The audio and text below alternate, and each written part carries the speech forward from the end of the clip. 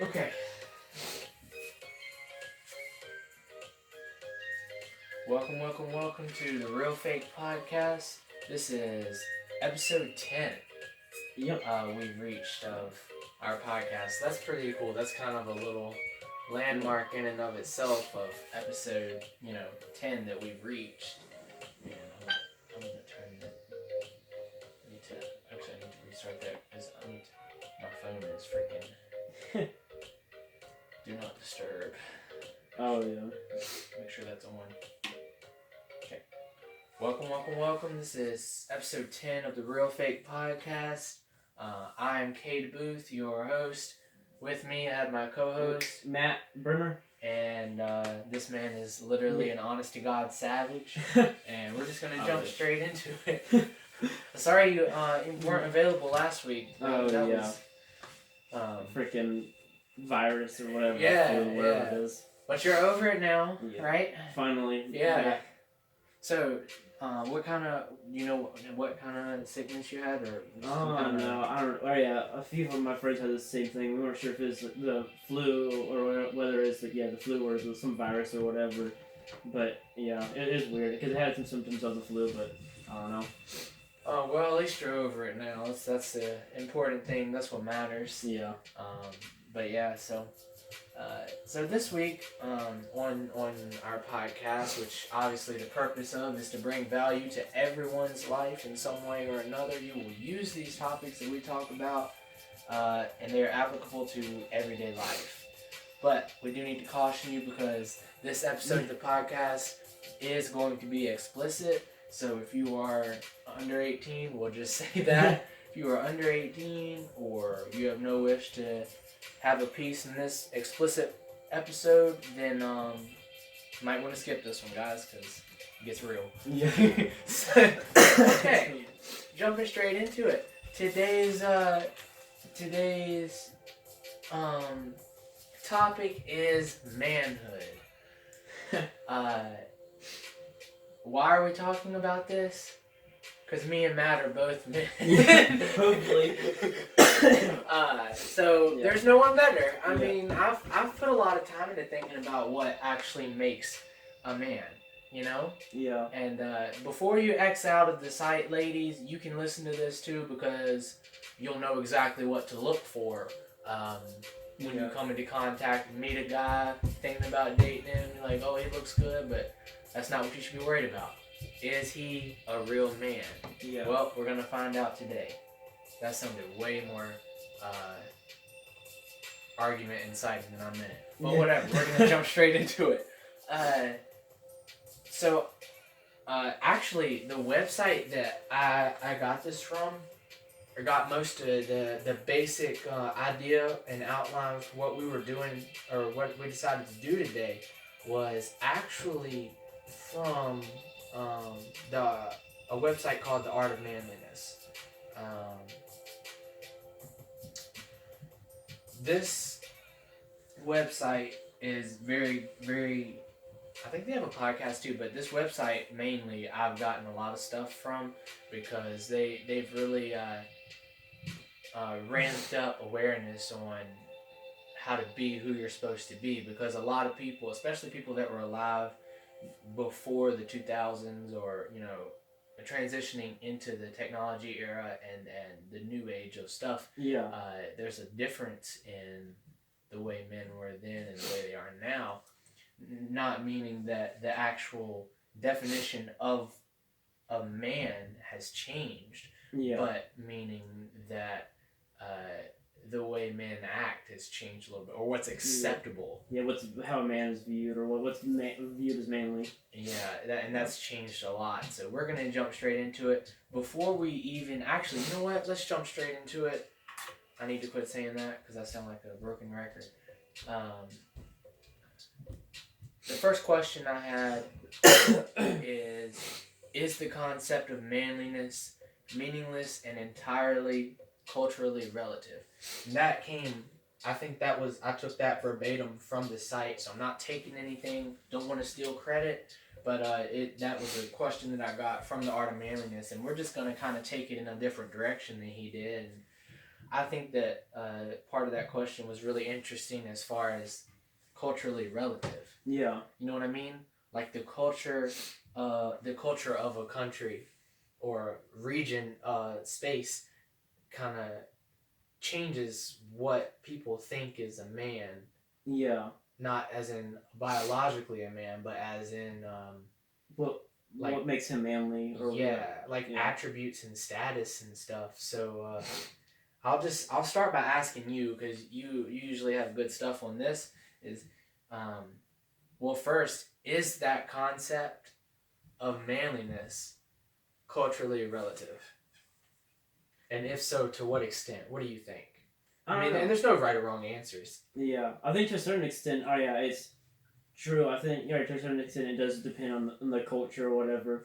But I think, there's a general outline of what a man should be like overall.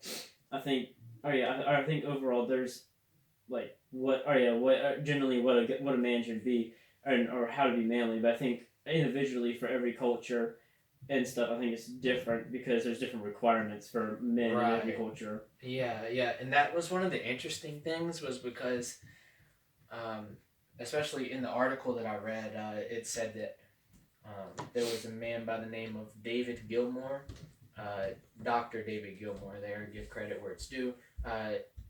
He set out to conduct a cross-cultural analysis of how masculinity is perceived and lived across the world. So that's really, I mean, that right there, when I read that, because that was taken from artofmanliness.com,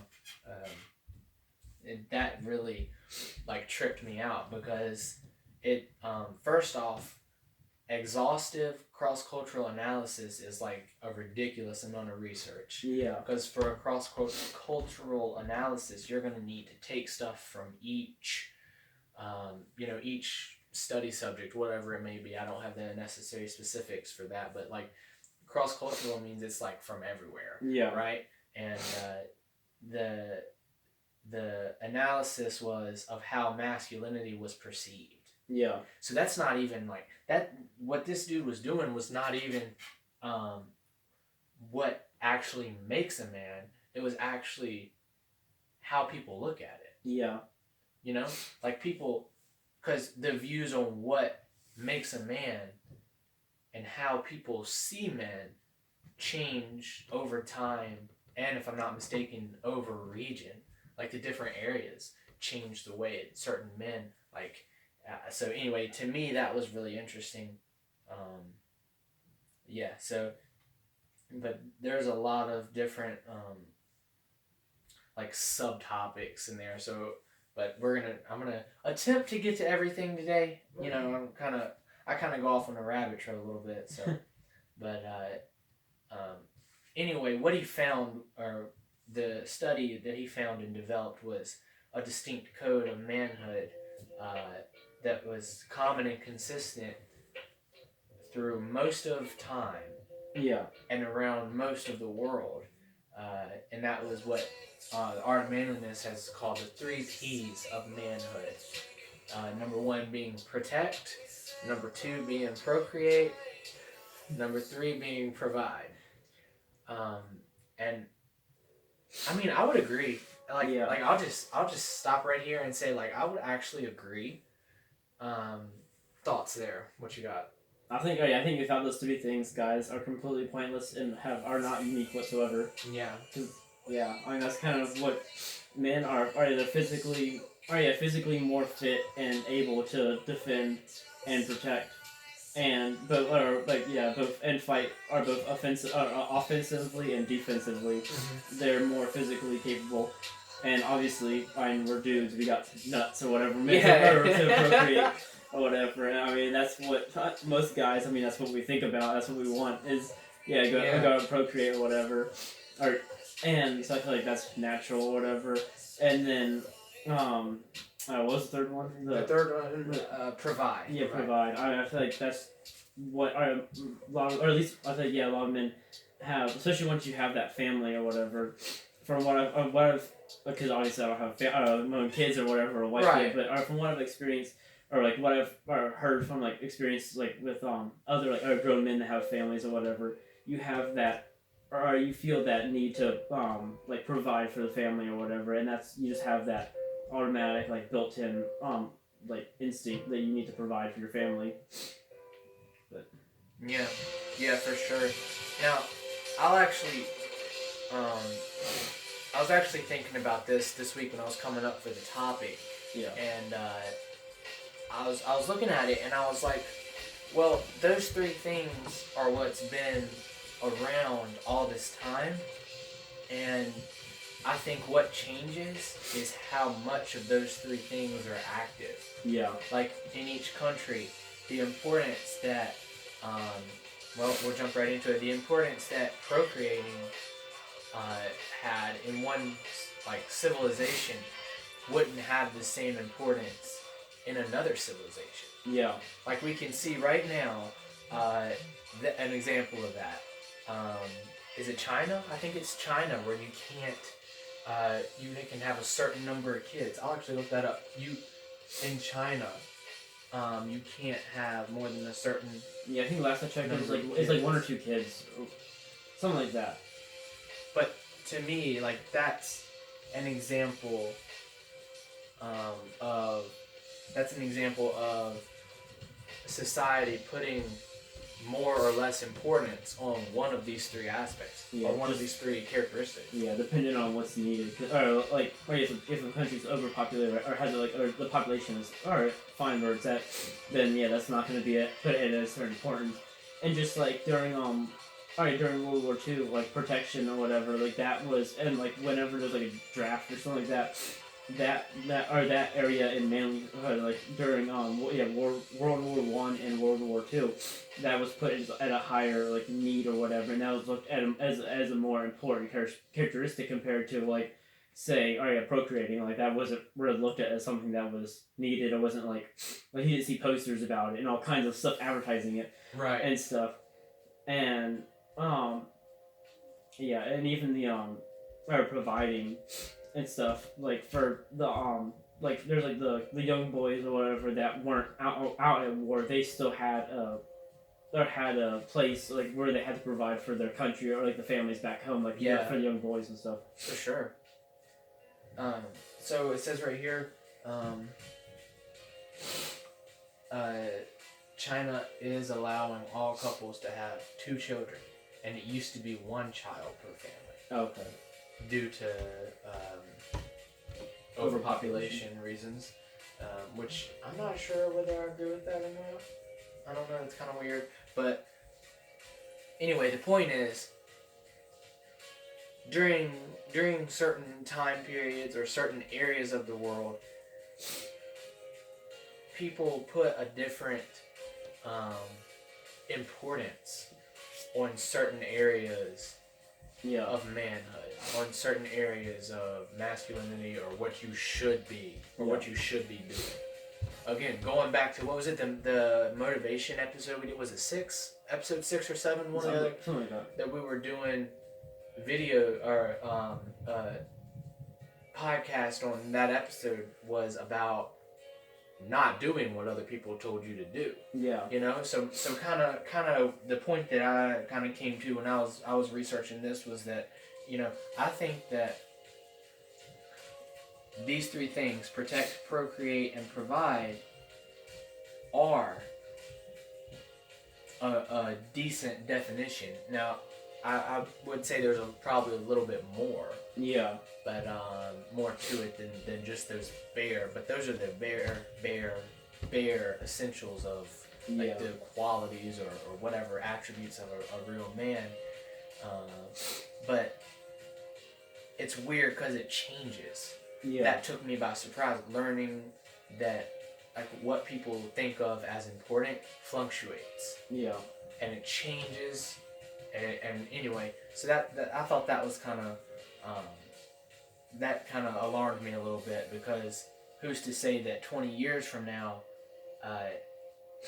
no one will even know or care what these 3 Yeah, well, even now with I feel like now there's like certain like what is a political party or what different things like that. They're trying to completely change what a man is supposed to be. Yeah. Like now you see these little like snowflakes or whatever. Yeah. And they've completely thrown out all. They've pretty much reversed these three roles, and Right. they've made it so it's alright. So it's not there's not just those three things that men have. Like now there's nothing that makes you man unique. Like whether it's like gay or whatever and bisexual and like all this like gay marriage and stuff like that, then what's the point of a man procreating? Because a man and a man, they're not going to make anything. Right. A woman and a woman, they're not going to make anything. Yeah. And so that completely throws that idea out. And then women in the military and all that stuff. And you can go on like a whole rant on this kind of stuff. No, you're good. But then that throws out, then like the man's role isn't as unique, and he kind of like right. mushes both the roles together, and it makes it so the man isn't as unique anymore, and he doesn't have those defined roles. And then like providing now, then they have it where like you see guys or they're just like stay-at-home fathers and stuff like that, or like stay-at-home parents, and they stay at home and whether to not do anything, or else they have like the women go out and work and stuff like that, and the roles have been reversed and stuff. It kind of throws like the man's purpose completely out the window, and he has no real. Like I think that's why a lot of people. That also goes into like sense of value or whatever. Guys have no value if they're they don't have those three core things. Yeah, because there's a lot of stuff out there about like women having and let me just say this, and I'm not crapping or hating on women that have self-esteem issues. I'm just saying that men have issues too. Yeah, I think that's something that people don't realize is how some men have like horrible self-esteem issues. Yeah. And like men have feelings, we have feelings, and unfortunately sometimes. yeah, unfortunately sometimes. But I think that like I don't know. I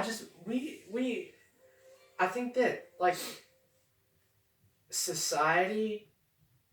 When I say society, I mean like the general public or the people on top that tell all the stupid people what to think. Yeah.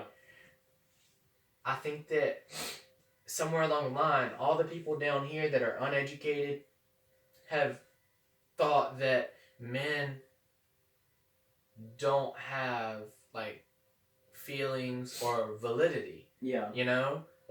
Like the man takes care of the wife or takes care of the girlfriend, and the girlfriend does the rest, and she has like I'm not saying that women shouldn't have rights or that none of that. Like I'm not even getting into that. I'm just saying that men should have rights too. Yeah. Like most of the equal rights movement is not equal rights. It's equal. It's basically, I mean, just jumping into it here, higher rights for women. Yeah. Well, equal rights means that men and women have the same rights. Yeah. You know what I mean? So I think, and at first I think that's what it was, equal rights, and then eventually, now it's completely gone out the window. Yeah, it's just like this woke stuff, like people talking about being woke and like who's the most woke, and like it's literally, I watch these videos and I laugh because, you know, like, oh, I'm so woke and I'm, you know, the biggest, you know, liberal, like pushing the hardest for the reform and all this crap, and like really all it has turned into is to who can make the biggest splash in the pool. Like that's all it is. It's like if you're not going to a more extreme level than someone else, then you're not there yet or woke enough. But yeah, so that's kind of like just ridiculous in my opinion. Like we should be able to sit down and have a civil conversation even when we don't agree. Yeah. And we don't have to worry about people getting up, yelling, and carrying on and doing all this stupid crap. Like we should be able to sit, have a normal, good conversation, and then get up, still be friends, and leave. Listen, I have tons of friends that are liberals. Yeah. That are Democrats, that are whatever. Like, they're anything. Yeah. Gay, bisexual, I've lesbians. I have all these friends. Yeah. Do I think it's right? No. But, every time I see him, do I sit there and argue with him for 2.5 hours?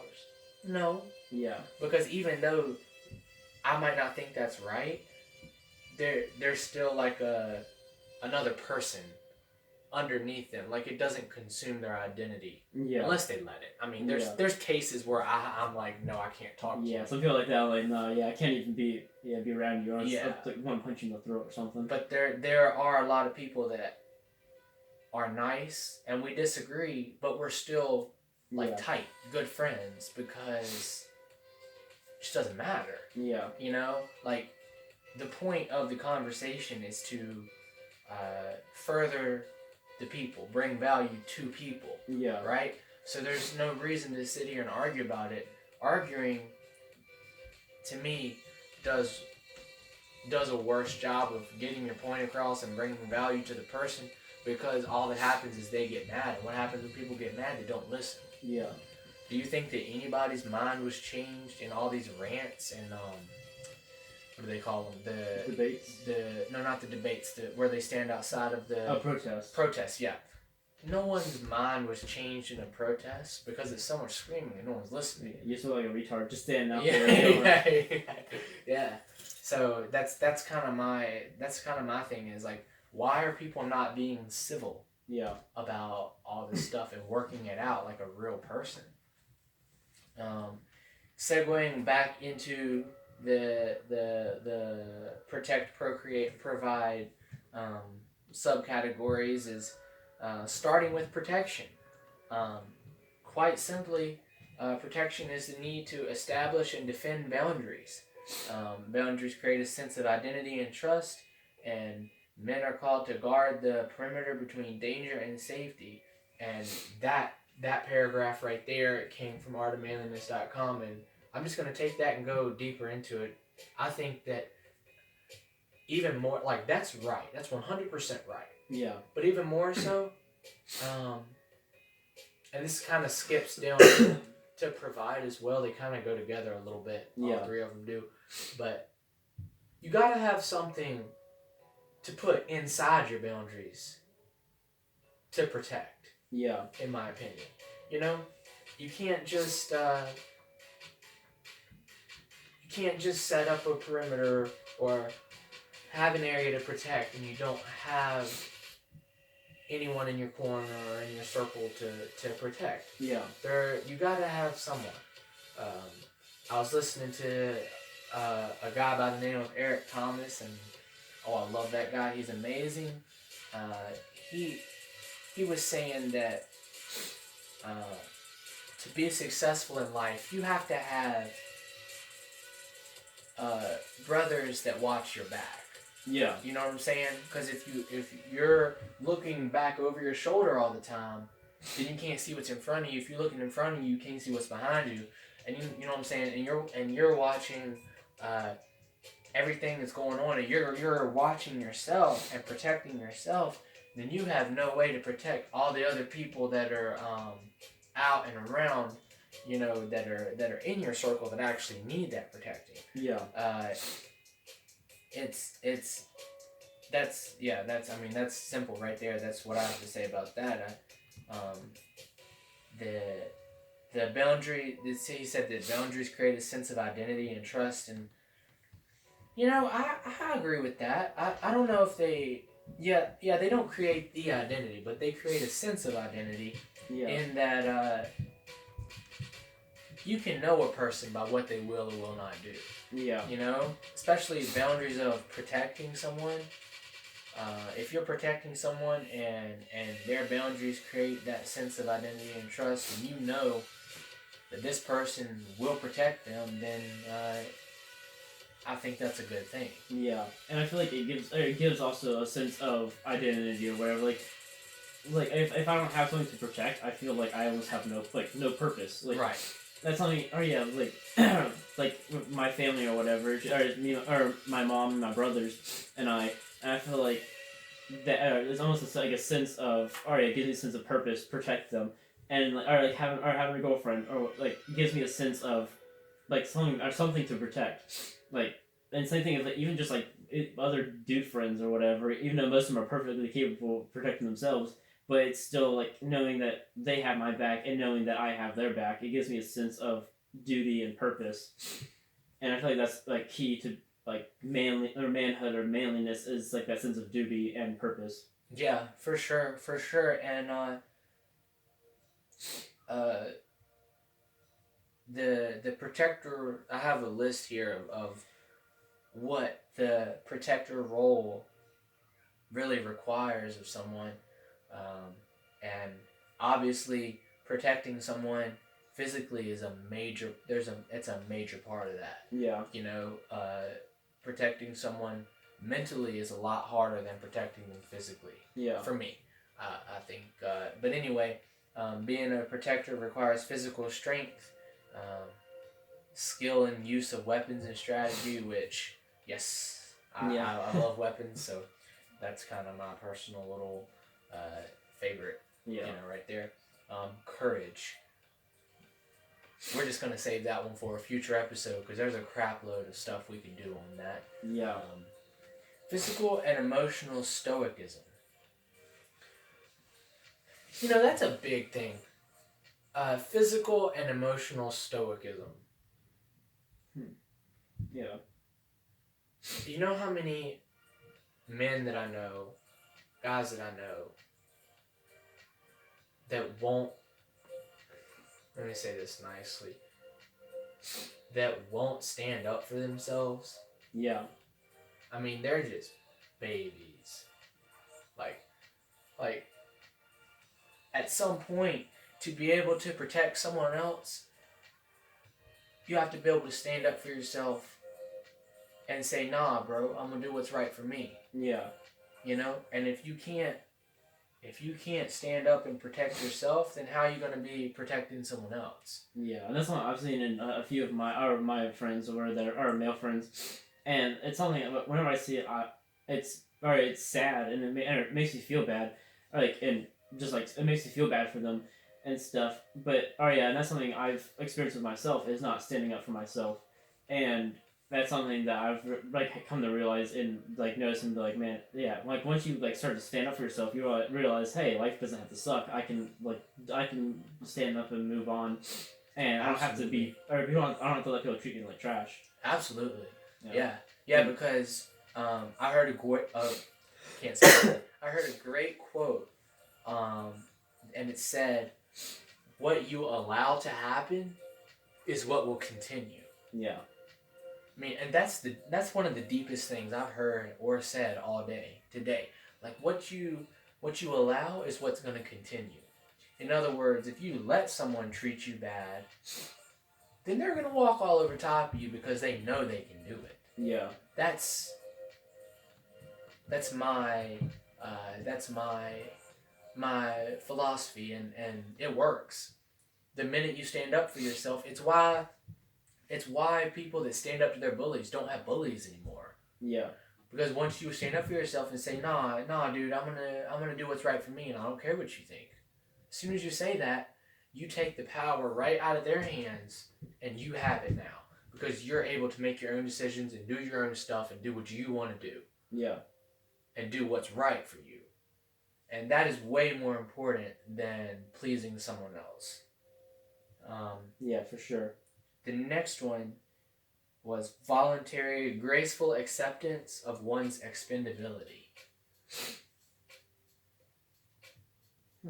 I didn't struggle with this one as much when I was going through the list, but when they say that, do they mean understanding that you are expendable and that you may or may not have to, you may or may not have to, risk or lose your life in defending. Right. Yeah. Okay.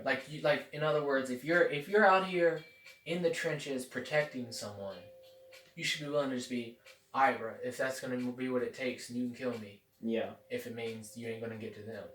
Yeah. That's the kind of the idea behind that, and that's also that made me think of my own, or I guess the whole, I guess the Bible verse that is kind of already become like my life verse, or the Bible verse, it's become like my favorite Bible verse, It's John 15:13. Greater love has no man than this, to lay down his life for his friends. Yeah. And I feel like that's something that every man should, be willing to do, whether you're Christian or not. That's something that you should be willing to do, especially if you're Christian, because that's God has called you to do that for like your family and your friends, and that's the role that Christ played for us. So you should be willing to do the same thing. For sure. Yeah, I couldn't have said that better myself, dude. People need to realize that they're not God's gift to the world. Yeah. That's basically what this means, is that it's your job to give everything you got and then go die for someone. Yeah. If that's what it takes. Yeah. You know? Which is why I go back to for as far as purpose. You better make sure that whoever you're dying for is what you really are passionate and what you really care about in life. Yeah. Or else you're not going to be willing to go be expendable and go die or go get injured or go, even just for regular people, suffer abuse or stay up an extra night all night and talk the argument out with your spouse because you don't really care about them that much. You got to make sure that that person is who you really care about, so that when it does come time, because there will be a time when you need to show that you're expendable, which is actually the next point of the list, is a public demonstrations of one's aptitude in the protector role and to be expendable. You know, you got to own that stuff. Yeah. And if you're going to be dedicated enough to be expendable and physically and emotionally stoic, then you've got to make sure that what you're fighting for is worth it, so that it motivates you to be who you want to be. Yeah. Be who you're supposed to be. That's my, as far as that goes, that's what I got for that.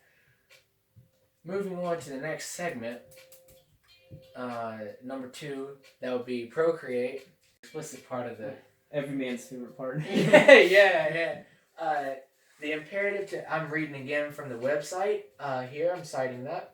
Imperative to procreate essentially requires that a man act as pursuer of a woman, successfully impregnate her, and thus create a large and vigorous family that expands his lineage as much as possible. So can do. yeah. Traditionally, even like me when I write stories or read stories, that's not a word. Look, in medieval times, looking back at in the past, you have people with last names, and the significance there was to have children in order to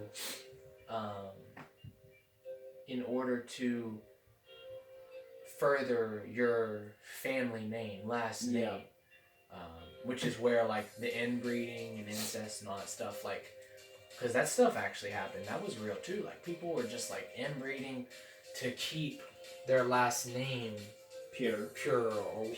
Yeah, and then they all got diseases and died out, got AIDS and whatever.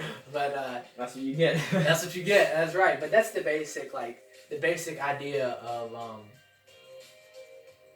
of that. Like, just procreate is just like being capable when the time comes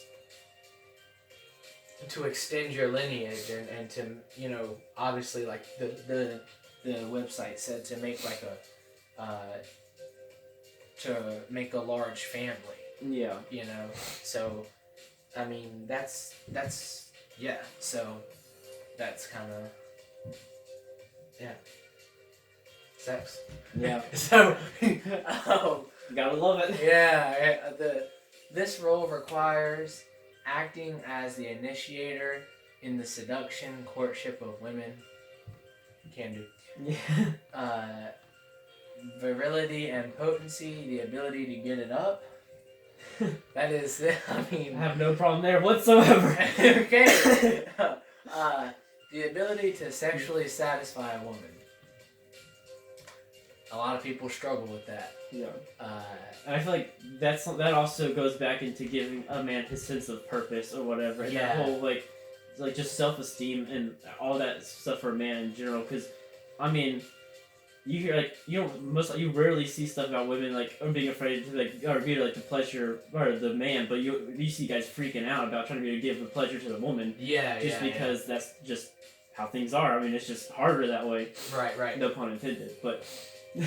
Hey, slick there. But yeah, like, so that's a big one right there. Ability to sexually satisfy.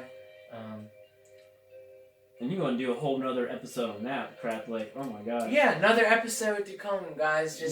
Let us know if you want it. yeah. We're gonna get flags. Yeah, that'd be great. And then the last one is actually, do you have anything else you want to say about procreating before we jump into the final one here? No, can't wait to do it, but I'll save that whole discussion for if we do another episode. All right. All right, another episode to come on that.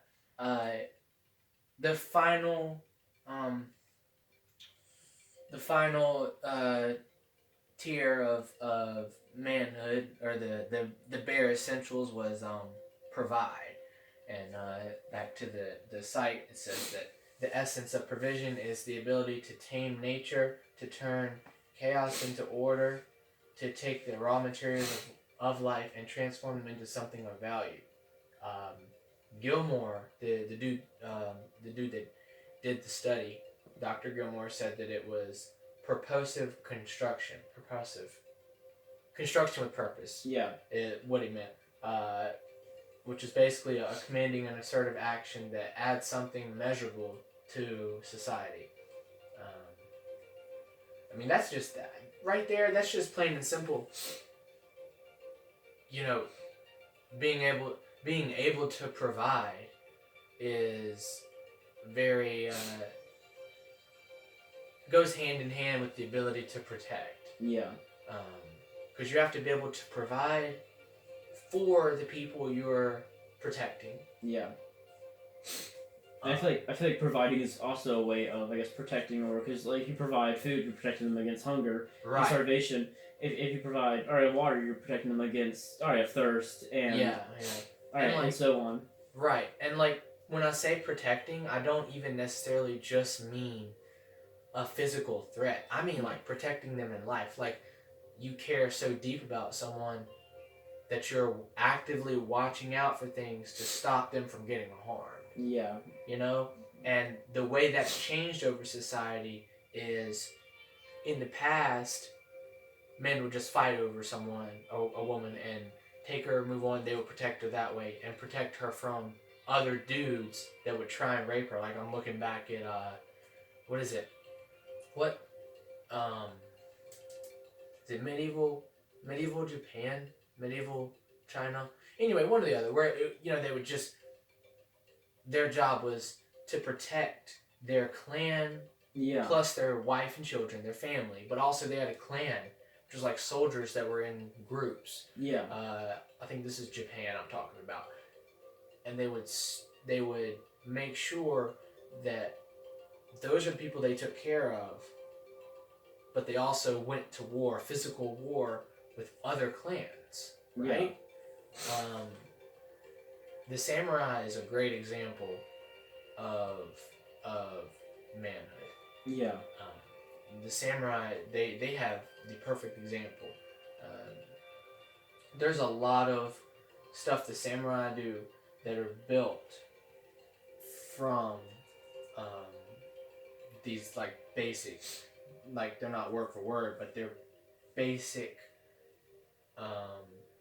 code of life is taken from this kind of like whole manhood thing. Yeah. Same thing for like the medieval like what you hear, the classic like chivalry and like that, like the mindset like of like the lords and like knights and stuff like that from like the classic medieval era or whatever and stuff, where you see like they have like almost like a law or whatever, but it's just like a way of how you were supposed to act even though the majority of them didn't act that way, but they still had that law of how like to be like have chivalry and how to be a man and stuff. And I feel like, oh yeah, I think that was like medieval Europe, and they had that, and then also like what you said over in Asia, whether it's Japan or China.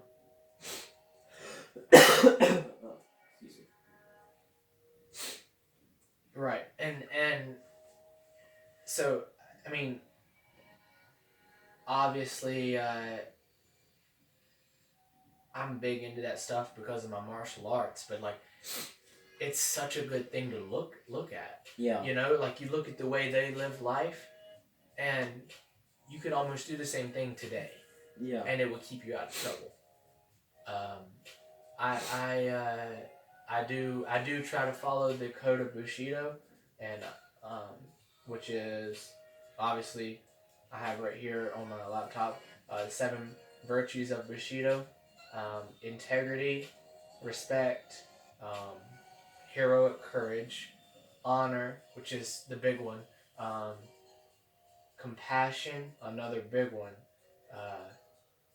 And then it says again honesty and sincerity, and then duty and loyalty. Yeah. The doubles there are classified as 1, which makes 7. But those are very, if you live your life according to that, you know, that's more than enough to follow manhood, which is why I say like the 3, like procreate, provide, and protect are like the basic stuff, because there's other things you add on. You know, like you can provide, procreate, protect, but you also gotta have honor, you gotta have sincerity, you gotta have courage, you gotta have like there's other things you have to add to it. Yeah. That make it valuable. Yeah, you know what I mean. It's just like a skeleton or whatever. There's like those 3 things are like the bones, and I feel like that's a really good analogy. And it even changes like just how like in different regions like your human body changes like in like small certain ways like for different regions, because that's just what's required of like each region. But also even when it comes to manhood, it changes going back to like our original point or whatever. Like I just so like I think each region has different things, whether it's like the physical body as well, but also like for the analogy, also like the manhood and stuff like that.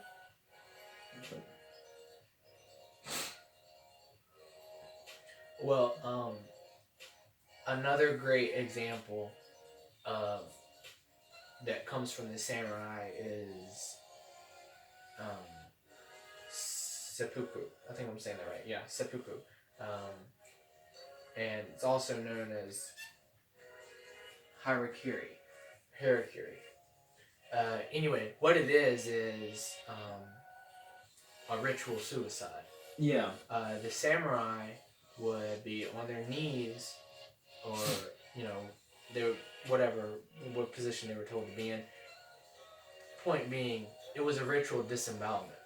They would stab themselves and kill themselves. Yeah. Suicide, ritual suicide. And they would do that because one of 3 reasons, and the most common reason, which is the one that I originally knew about, was that they had brought dishonor to themselves. Yeah. Another one was what they would do. Another reason would be to not fall into the hands of an enemy. Yeah. And the final one would be because they had committed a serious offense. Yeah. And they were just, it was just kind of a way to take it into their own hands and go. But yeah, the harakiri, I think I'm saying that right, yeah. The harakiri kind of really jolted me into thinking about like how much you were willing to sacrifice for someone. You know what I mean? Yeah.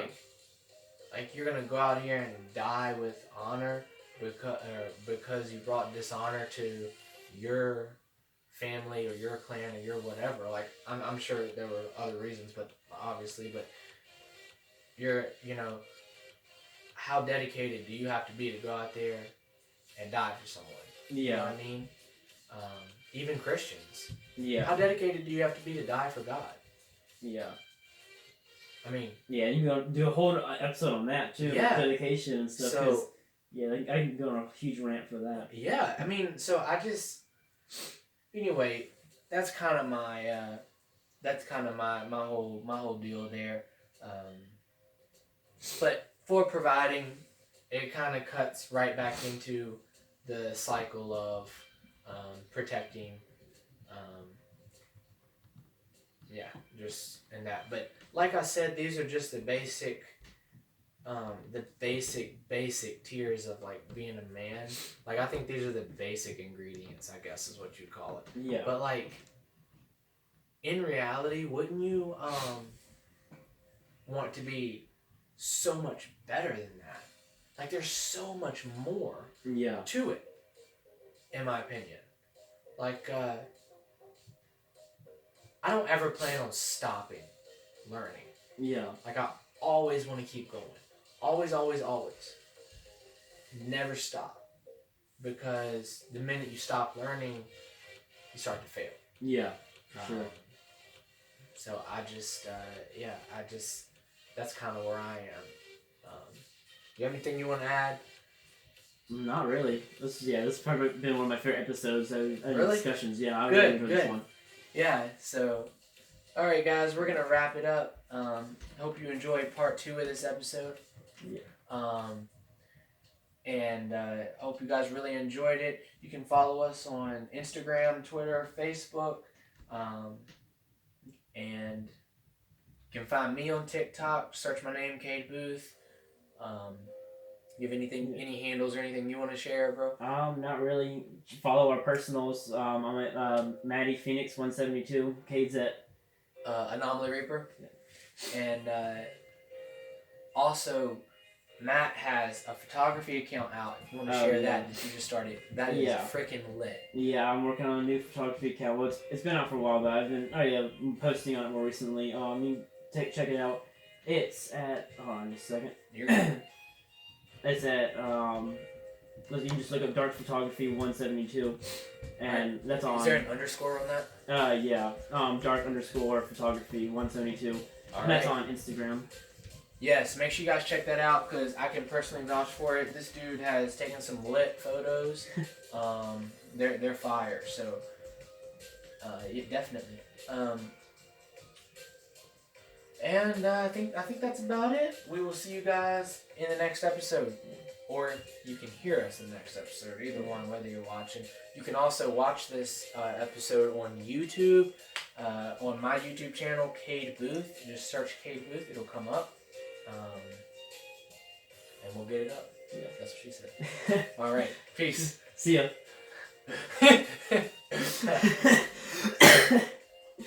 Oh my gosh. Got him. I love that. That's great. All right. Yeah, honestly, that was a fun episode. Yeah, I said it was the end of a part 2 because I wanted to split it. Yeah. I want to split it into 2 episodes. Yeah, I think it'd go better that way. Because we got enough content or like enough information and stuff to go on for 2 episodes. Or we could do one. We could even do have that one and then have a sub for each one if you want to go into more detail for each of the categories. That's really good. Yeah.